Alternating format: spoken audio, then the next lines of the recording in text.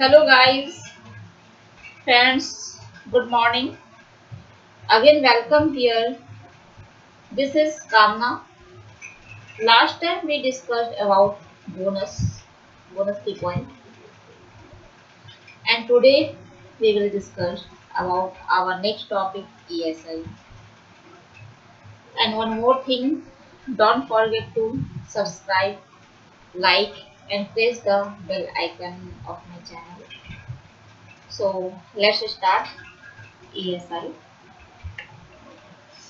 Employee State Insurance Act 1948 ESI। क्या होता है ये ESI?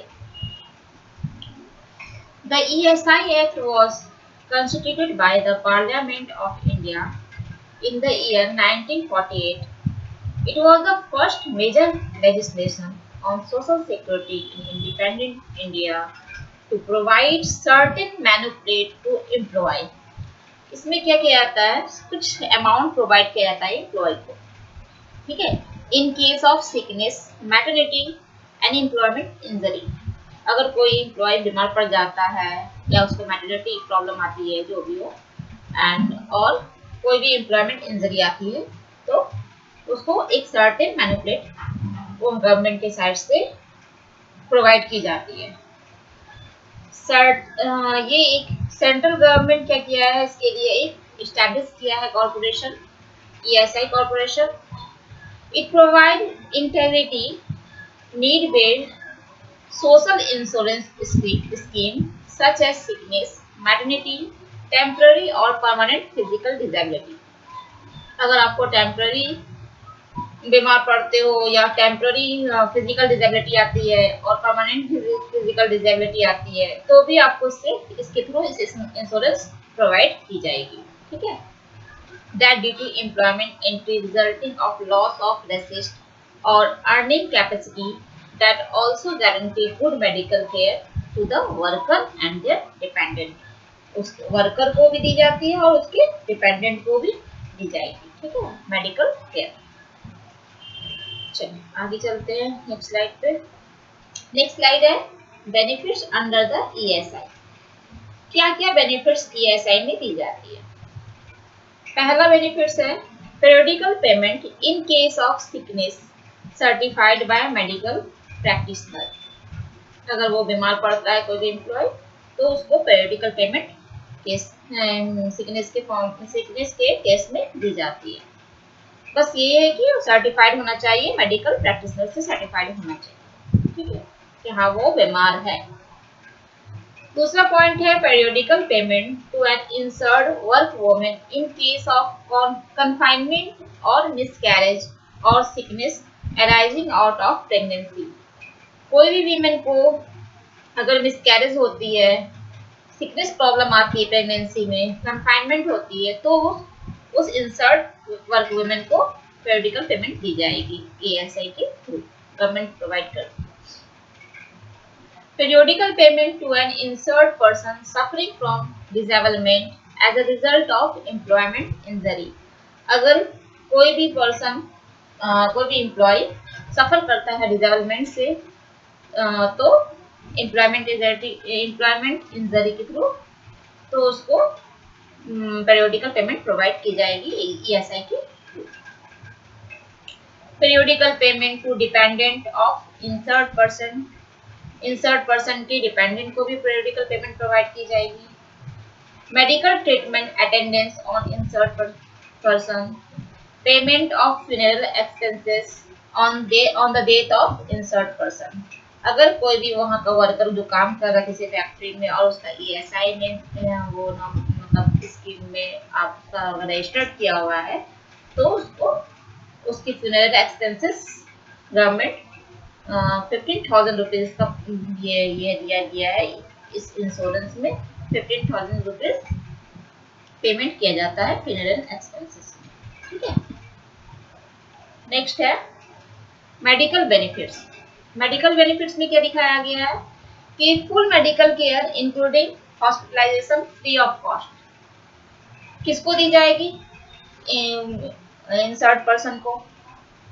किन केस में दी जाएगी, इन केस ऑफ सिकनेस, मैटरनिटी और एम्प्लॉयमेंट इंजरी। ठीक है। सेकंड पॉइंट है सिकनेस बेनिफिट। सिकनेस बेनिफिट में क्या है? periodical cash payment made to IP. IP means insured person. ठीक है। During the period of certified sickness occurring in the benefits period, prescribed certificate are form number 8, 9, 10, 11 and ESI medical।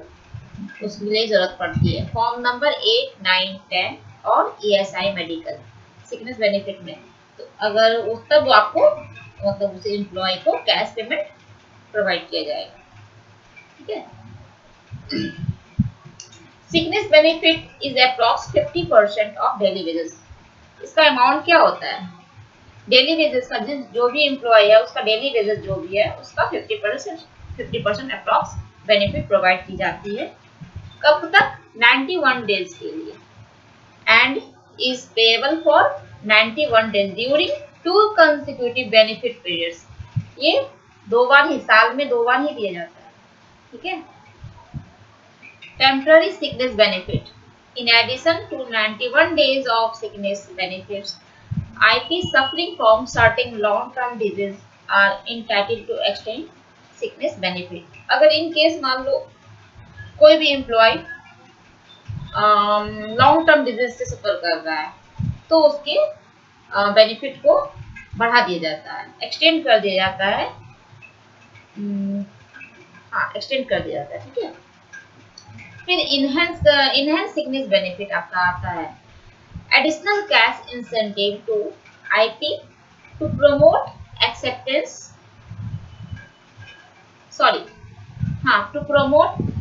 acceptance of sterilization method by providing sickness cash benefit equal to full wages for a period of 7 days for vasectomy and 14 days for pivectomy। कोई भी वहां का employ मान लीजिए accept कर रहा है sterilisation को तो उसमें सिकनेस बेनिफिट कैश कितना प्रोवाइड की जाएगी? आपको फुल वेजेस प्रोवाइड की जाएगी। किसी भी एम्प्लॉय जो भी एम्प्लॉय एक्सेप्ट करता है उस एम्प्लॉय का फुल वेजेस आपको 7 डेज के लिए फॉर वैसेक्टमी 7 डेज के लिए और पिवेक्टमी 14 डेज के लिए। फीमेल के लिए पिवेक्टमी होता है, आपको पता है। ठीक है। 14 डेज के लिए पिवेक्टमी एंड 7 डेज के लिए वैसेक्टमी। ठीक है। नेक्स्ट चलते हैं मैटरनिटी बेनिफिट क्या आता है? Payable to insured women in the following cases subject to contributory condition. confinement payable for a period of 26 weeks on producing of form number 21 and 23। 26 week का पेबल किया जाएगा कंफाइनमेंट में। Miscarriage और medical termination of pregnancy में 6 weeks के लिए paid किया जाता है on the basis of form 20 और 23। ये फॉर्म फिलअप करना पड़ता है। ठीक है। Sickness arising out pregnancy premature birth confinement. अगर कोई भी सिकनेस प्रॉब्लम आती है प्रेगनेंसी के टाइम पे कोई भी सिकनेस आती है अराइजिंग होती है तो उस टाइम क्या होता है? Payable for a period not exceeding 1 month. 1 महीना से ज्यादा उसको पे नहीं किया जाएगा on the basis of form. किस फॉर्म के बेसिस पर? 8, 9, 10 के। ठीक है। In the event of death, in case किसी इंसर्ड वुमेन की डेथ हो जाती है और उसके पीछे कोई बच्चा तो वो छोड़ जाती है। ठीक है। तो क्या होता है? Maternity benefits is payable to her nominee on the basis of form number 24B। 24B के फॉर्म नंबर के बेसिस पर उसके जो भी मैटरनिटी बेनिफिट्स होता है वो उसके नॉमिनी को दी जाएगी। ठीक है। मैटरनिटी बेनिफिट्स रेट क्या होता है? 100% ऑफ एवरेज डेली वेजेस उस एम्प्लॉय का। ठीक है। 6 क्या है? Disablement benefits. The act provide cash payment beside free medical treatment in the event of temporary or permanent disablement as a result of employment injury as well as occupational disease। ठीक है। Rate of temporary disablement का क्या है, is 72% of the wages. In case of total permanent disablement of insured person, sorry the insert person will be given life pension at full rate, that is 72% of wages का जो है उसको full amount दिया जाएगा। कब दिया जाएगा, जब उसका परमानेंट डिसेबलमेंट हो जाता है किसी इंसर्ट पर्सन का, ठीक है। हाँ, उसका परमानेंट हो जाता है तो उसको पेंशन के रूप में उसको 72% वेजेस का फुल अमाउंट उसको pension as a pension provide किया जाता है, ठीक है। डिपेंडेंट बेनिफिट क्या होता है, in case of death as a result of employment injury, the dependent of any IP are eligible for the periodical payment. Pension at the rate 40% more than the standard benefit rate will be paid periodically to widow or children in accordance with the prescribed share.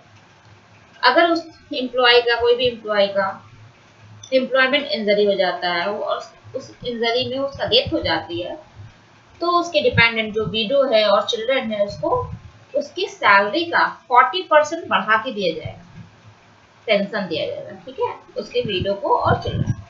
But children में condition ये है कि वो equal और less than 18 year से equal और less than होनी चाहिए। Childrens age should be less than और इक्वल टू 18 ईयर्स, ओके। चलिए अब की पॉइंट्स क्या है हमारे, अब हम कुछ की पॉइंट्स ईएसआई का देख लेते हैं। ईएसआई के पॉइंट्स हमने ये बनाया है इसी वीडियो में। इसमें क्या है, ईएसआई कंट्रीब्यूशन पीरियड, पहला पॉइंट है हमारा ईएसआई कंट्रीब्यूशन पीरियड। इसमें कंट्रीब्यूशन पीरियड है, पहला कंट्रीब्यूशन पीरियड है 1 अप्रैल टू 30 सितंबर। दूसरा कंट्रीब्यूशन पीरियड है 1 अक्टूबर टू 31 मार्च, ठीक है।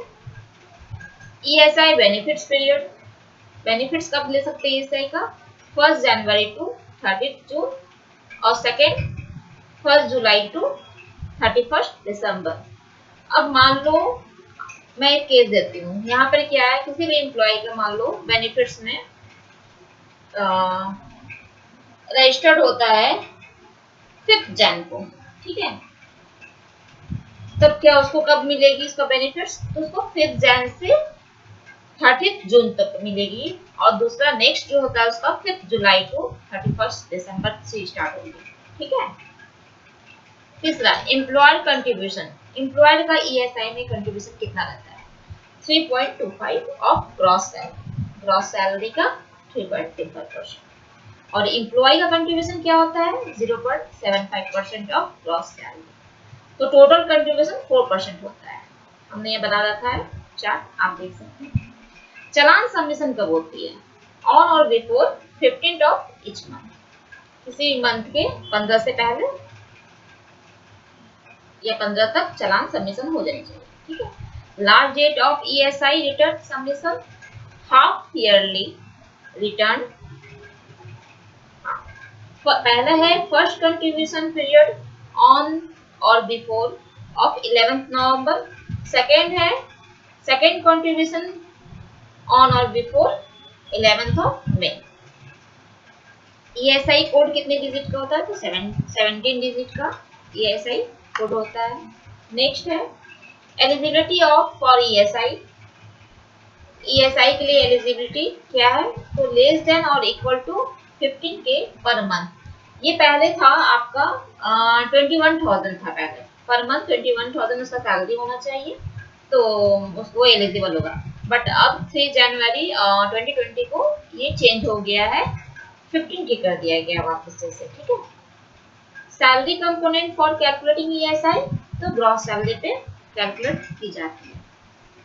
ये था हमारा आज का वीडियो का पहला पार्ट, ईएसआई का पहला पार्ट, ठीक है। नेक्स्ट पार्ट में हम लेके आएंगे इसका क्या पेनल्टीज लगती है ईएसआई पर, और क्या डॉक्यूमेंट्स होते हैं ईएसआई के लिए, फिर आपका फॉर्म नंबर सब मैं लेके आऊंगी, वो सब मैं नेक्स्ट पार्ट में लेके आऊंगी, ठीक है।